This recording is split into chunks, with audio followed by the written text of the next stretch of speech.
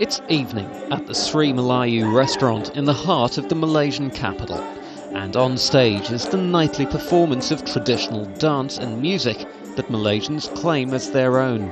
But the origins of these dances are hard to pin down, with influences from across the Malay archipelago, which includes Indonesia, and beyond to China and India. But the use of this song, called Rasa Sayang, or Feelings of Love, in a 2007 Malaysian tourism promotion campaign, lit a fuse in neighbouring Indonesia.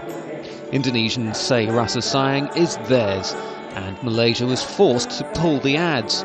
It's one of a slew of cultural issues that's plagued relations between the neighbours. But the disputes go beyond their shared culture. Indonesia and Malaysia fought a real war over territory on Borneo Island in the 1960s.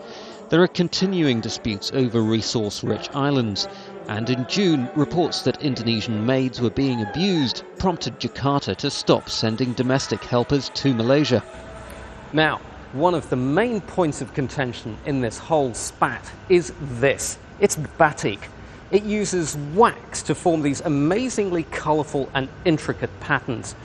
It's something that's claimed right across the Malay archipelago, from Indonesia to Malaysia, and even beyond to China.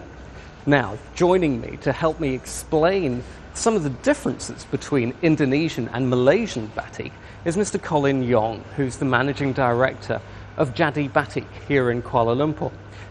Mr. Yong, let's start by explaining a little bit about Malaysian batik, which is what some of your artists here are doing. How does it differ from Indonesian batik?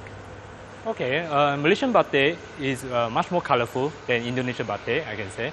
And then the design is much more bold. And Indonesian batik is much more fine and detailed.